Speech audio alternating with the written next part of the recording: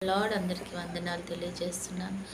ఈరోజు దేవుడు ఇచ్చినటువంటి వాగ్దానము 1 పేతురు రాసిన పత్రిక 5వ అధ్యాయం 7వ వచనంలో వ్రాయబడినట్టుగా ఆయన మిమ్మల్ని గూర్చి చింతించుచున్నాడు గనుక మీ చింత యావత్తును ఆయన మీద వేయుడి.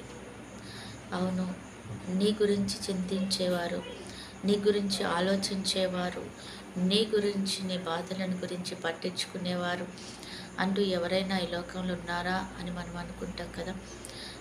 నువ్వే చింతించుట ప్రారంభించిన దినము నుంచి ఆయన నీ వెంటే ఉంటూ నిన్ను ఆదుకుంటూ ఆయన నీ కొరకు ఆయన పరుగులెత్తుతూ ఉండే దేవుడు మన దేవుడు అనమాట. అందుకని అంటున్నాడు, ఆయన నీ కొరకు చింతిస్తున్నాడు. అయ్యో నా కుమార్తె, నువ్వు అర్థం చేసుకున్నా అర్థం చేసుకోలేకపోయినా, ఒకవేళ నువ్వు దానిని నీకు వచ్చే సమస్య నువ్వు తెలుసుకోకపోయినా, ఆయన ముందుగానే ఎరుగున దేవుడు కాబట్టి ఆయన ముందు నుంచే చింతిస్తూ ఉంటాడు. అయ్యో నా కుమార్తె నేను కాపాడాలి, తప్పించాలి, కనికరించాలి, సహాయం చేయాలి అని ఆయన కూర్చుని ఆలోచించి నీ కొరకు తను ప్రయాసపడుతుండే దేవుడు అనమాట.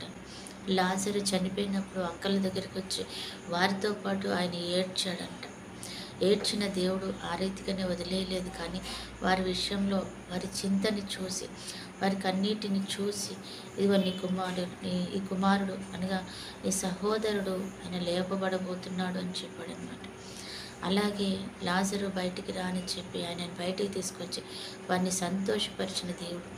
చనిపోయి 4 దినములు అయిపోయిన తర్వాత లాజర్ని ఇంకెందుకులే అని వారి బాధని చూసి మరి ఓదార్చుకోబడండి, సమాధాన పడండి అని అనలేదు, కానీ ఆయన అద్భుతాన్ని చేసి మరలా తిరిగి తన సహోదరుని తీసుకొచ్చి వారికి అప్పగించి వారిని సమాధానపరిచాడు. ఈరోజు నీతో కూడా అంటున్నాడు, నువ్వు చింతించకు, నేను నీకంటే ఎక్కువగా చింతిస్తున్నాను, ఆయన చూస్తున్నాను, నేను చింతించి నీ జీవితంలో అద్భుతం చేయగలిగిన దేవుడు. ఆయన మీద మీ భారాన్ని వేయండి, దేవుడు ఖచ్చితంగా మిమ్మల్ని అందులోంచి బయటికి తీసుకొచ్చి, లాజర్ని ఎలా బయటికి తీసుకొచ్చాడు అలా బయటికి తీసుకొచ్చి ఆశ్చర్యపరిచే రీతిగా కుటుంబం అంతటినీ ఆశీర్వదిస్తాడు. అటు కృపా దేవుడు మనకిచ్చునుగాక. ఆమేన్. ప్రార్థన.